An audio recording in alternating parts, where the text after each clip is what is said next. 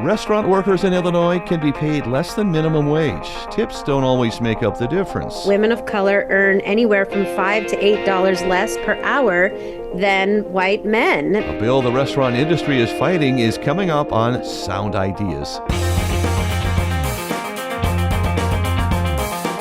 Good evening, I'm John Norton. Also on today's show, dual credit programs are supposed to narrow the college equity gap. A task force of Heartland Community College faculty says the numbers don't add up. The ones who likely can't afford this are the ones who are paying because they aren't doing it in the high schools. And Congressman Darin LaHood pushes back against more Republican Party infighting. I can't think of anything dumber than going through that exercise again of ousting our speaker. Those stories after a Bloomington Normal News update. This is Sound Ideas on 89.1 WGLT and WGLT.org, part of the NPR network. Support for WGLT comes from Bloomington Normal Audiology. Here My Story continues with local patients Ralph and Carol Weisheit. For a long time, it was considered something that just affects old people. I think it's going to become less of a stigma and less of something that, that's just for old people. It'll be more like glasses. Ralph and Carol's full story can be found at bnaudiology.com.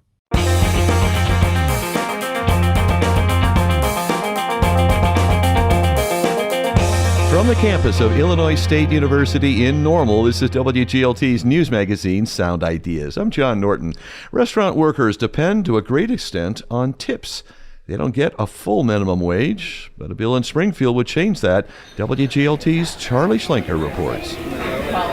It's a weekday lunch rush in a popular restaurant in Normal. The tables are full, the kitchen is busy, servers move smoothly around the room. It's a complicated dance. Gidget Schiefling has worked at many restaurants for years. Currently, she works at two in Bloomington, one very old, one very new. It's not just us running around remembering, which table needs extra ranch and refills and, you just got triple sat. It's also support from back of house. It's support from your manager. It's support from your coworkers, and working together, making it look simple and easy is a big deal. It's not a simple job. Yet servers earn variable pay, 60% of the minimum wage plus tips. There's a bill in the state legislature to bring that minimum up to what the rest of the workforce gets. Chicago's already passed such a measure. If it passes, workers would still get tips. The national organization One Fair Wage is one of the groups pushing for the change.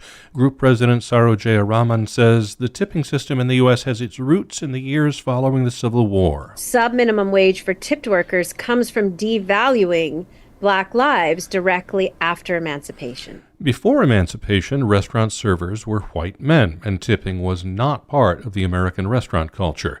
In 1853, restaurant workers struck for better wages, and the restaurants started hiring white women for lower pay. After emancipation, Jaya Raman says the industry changed when African Americans began moving north, and restaurants hired them at zero wage, earning only tips. She says the system still puts people of color at a disadvantage. Women of color earn anywhere from $5 to $8 less per hour than white men because of implicit bias in tipping. Raising wages, of course, increases costs for restaurant owners and operators. Bob Dobsky owns Rob Dobbs in Bloomington. Dobsky says restaurant owners like to get wage costs at about 20 to 22% of volume. He estimates raising the minimum for servers would increase that percentage 3 or 4 points. Being in business, restaurant owners are going to have to reflect that in the menu prices, and the consumer is going to probably wind up paying it if we have to go to this in Illinois. I don't think it's a good idea. What if the restaurants chose to eat the increase? If we did not adjust prices, we would not be able to make any money. Abby Strader-Bosenberg owns Fort Jesse Cafe in Normal. There's such tight margins as it is. She says the initiative comes at a precarious time for restaurant operators. First, there was a pandemic shutdown, then carry-out only, then they could be partly open, there was a return to full service, then inflation hit, and some new government mandates. She says it's been one thing after another. Well, now minimum wage is going to go up $1 every year until 2025. Okay, well, we're doing that now. And we're going to throw in paid time off for all employees. Sounds good. Probably how it should be. We're doing that now. And so it's just been Restaurant owners say it would not affect every restaurant the same way. Bob Dobsky says bigger restaurants that have more volume will absorb some of that, but he says the ones that have only 1 or 2 servers would suffer disproportionately. And at some point, increased prices will change consumer behavior. They will go out to eat less often. Abby Strader-Bosenberg says she's already seen changes in dining patterns. I think that you would see businesses shift to the fast casual, the Chipotle, go up to the counter, order your food, go sit down. Because, what's the point in paying all of these people? If I have to raise my prices, people aren't going to come out as much. One Fair Wage says they studied restaurant prices in 7 states that have a standard minimum wage and those who don't, and they are the same. Sarah Jayaraman says the Denny's menus in Fresno, California and Springfield, Illinois cost the same. The CFO of Denny's in 2021 was caught red-handed telling shareholders on an analyst call, Denny's is growing faster in California than any other state in the U.S. Why? He said, because we pay our people 15 plus tips, and therefore, guess what? They bring their families to eat at Denny's. One Fair Wage says business groups that represent smaller restaurants generally back the proposal, saying it would place chains and independents on a level playing field for wages and the ability to find people to hire. Restaurant owners say they do want workers to be compensated for their work, and Abby Strader-Bosenberg says that means paid fairly. Strader-Bosenberg says she sees both sides. Tips are unreliable. You have slow days, you have busy days, but your rent's still the same amount of money, so that can be kind of stressful. Raising the minimum would seemingly be a more stable wage. Servers like Gidget Schiefling, though, worry people will stop tipping. My concern for my own bottom line would be it would shift to, well, you're getting $15 an hour. Why do I have to tip you at all? I feel like the people that are already a little bit, stingy with that. And if tipping goes out of the culture, Schiefling says, she would have no motivation to continue in a physically taxing job. One Fair Wage's Sarah Jayaraman says that wouldn't happen. The states that have already done this have the same or higher tipping averages as Illinois. In fact, the most recent data from the last quarter shows that California has the highest tipping average of any state in the U.S. Server Gidget Schiefling says a bump up in minimum wage would be nice, but perhaps not as significant as all that. Calling that a living wage is a joke. I mean, that's not some magical number. If we want to talk about a living wage, it's going to be a lot higher than that. Another reason One Fair Wage and other groups say an across-the-board minimum wage is a good thing is to improve working conditions. Sarah Jayaraman says the restaurant industry is rife with sexual harassment. She says workers live solely off tips and have to put up with bad behavior.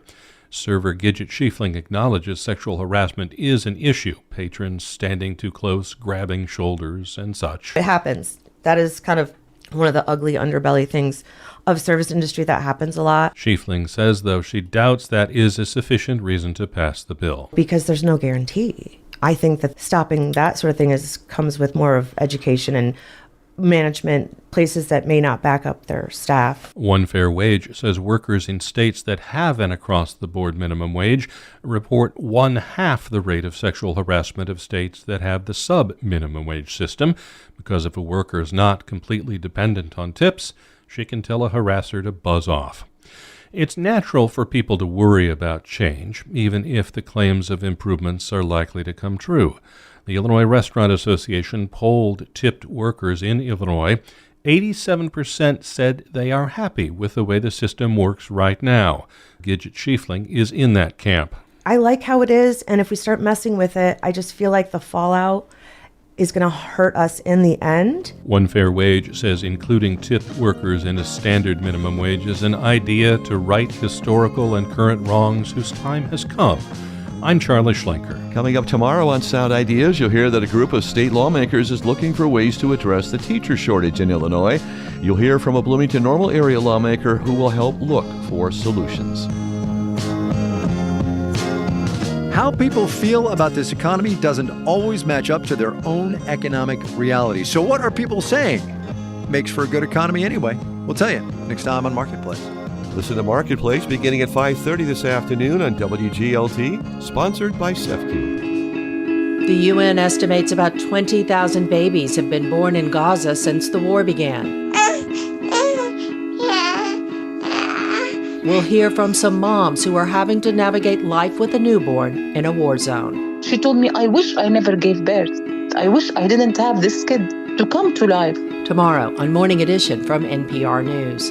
I'm co-host Dave Martinez. Join us for Morning Edition weekdays from 4 to 9 a.m. on WGLT. Sound Ideas is WGLT's news magazine. I'm John Norton. Escalating concerns have kept proposed changes to the Dual Credit Quality Act from advancing, at least for now. A task force representing Heartland Community College faculty unions raised strong opposition to a proposal in Illinois allowing high schools to shop outside their districts for a dual credit partner. Professors Jeremy Batchelor and Jean Marie Taylor are half of the four-person task force. Their report showed a steep loss in traditional enrollments and faculty positions as dual credit participation has ballooned. In a conversation with WGLT's Lauren Warnicki, Taylor says their concerns are not limited to faculty jobs. We're concerned about equity, for example. We want to ensure that students are getting an opportunity to participate in dual credit if they're eligible. We want to ensure that our part-time faculty at the college are assessed in the same way that our colleagues teaching dual credit in the high schools are assessed. We want to make sure that, we're using the same curriculum, we're teaching the same level of rigor. And so all of those pieces are important to us, not just the numbers. We really do support and engage regularly as a college in assessing where we are and engaging in continuous quality improvement. So this was an opportunity for us, seeing all of these things that were going on, to take a more comprehensive look at everything that was going on with the idea of starting the conversation among the full college. Yeah. What might incentivize a student to take dual credit versus an AP course? Dual credit is actual college credit. AP is just a recommendation by the College Board. With dual credit courses, you're getting an actual college transcript from an accredited institution. So you have a much higher guarantee of acceptance of those courses than you might with AP. Within our district, AP also costs more money since the dual credit courses are free. But there's not a very strong correlation between, for example, Pell Grant recipients and students who are taking these dual credit courses. That's absolutely correct. Okay. Why are the students who are economically disadvantaged not getting into these courses? And is that somehow related to achievement at the high school level? You're right. We saw that right now, at least of the College Now alum, which are the students who graduate from their high school with college credits, those who come to Heartland, around 22% of them are the Pell Grant eligible, which would indicate that perhaps there's some misalignment, like you said, between the intended recipients of a program like this. Why that's happening is a very good question. I think that there is some systemic things going on where by the time they hit high school, if they aren't already college ready, they aren't eligible for these courses. So that's one piece. They still have to meet the prerequisites of our courses in order to enroll in them. So if by the time they reach junior year of high school, they aren't college ready, they're excluded from these courses. So I think that's one big piece of this. Do you have and not something that you can fix from your current vantage point, right? No. Yeah. And I think, as I said, I think this is really a starting point for us to look at some other things. One of those is what is that gap? So is there a population that is college ready that is not currently enrolling in dual credit? It could be something basic. One of the things that we have looked at is the cost of textbooks. So if perhaps you're low income, an extra $100 for a textbook could be really daunting. And it may be something as simple as we're not reaching students. It's not that we're necessarily not reaching students, but maybe we're looking at first generation students who don't really understand yet how all of this works. And we just haven't been able to reach them yet. Presumably, if you engage a wider populace of students who are college ready, you get them into these dual credit courses, there's due diligence around credentials and expertise of instructors and quality of that course, curriculum alignment, all those things are like totally solid and tight. You still perhaps have this matriculation problem. I don't know if I'd call it a problem. It's a challenge, right? Which affects enrollments at Heartland, but maybe is the point of taking dual credit to kind of bypass community college altogether?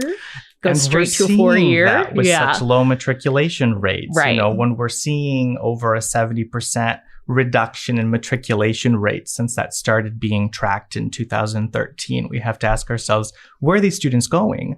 Or are they just getting their entire associate's degree in the high schools? So rather than being college ready, they're college done, which really wasn't the point of the legislation either. Right. So, we have anecdotal evidence that a lot of these students are even going out of state. They're going south. They're taking these credits somewhere else. So the students who may be able to afford this are the ones who aren't paying. The ones who likely can't afford this are the ones who are paying because they aren't doing it in the high schools. They're coming to the community college. This money that's going into these students isn't really investing in our community at all in some of these situations. It is part of a larger kind of ecosystem question about higher education. And I could ask what's in it for Heartland to engage with this, but it sounds like they don't have a choice. Yeah. We would love to bring more students to Heartland, and we would love to send more of our instructors to the high schools. We would like to see both of those things happening. I don't think those options have been explored enough at Heartland or statewide about how we could increase those opportunities for the students. Everyone understands that when students come to Heartland having completed English 101 and 102, which is almost all of them, we're going to see these reductions in on-campus enrollment in the sections being offered, which then starts impacting employment. Yeah. What I was going to add, and I think Jeremy picked up on the piece that I really wanted to add there, which was that we could go to the high schools. We have qualified faculty, appropriately credentialed faculty that could go to the high schools, and we could look at some alternative delivery methods. And address the teacher shortage directly, because really a lot of what they're saying in the new proposals for this law is that there's a teacher shortage. And that's why they want to pass this legislation. Why not use our adjuncts who are ready and willing to take on more courses locally here? Why aren't we making use of them?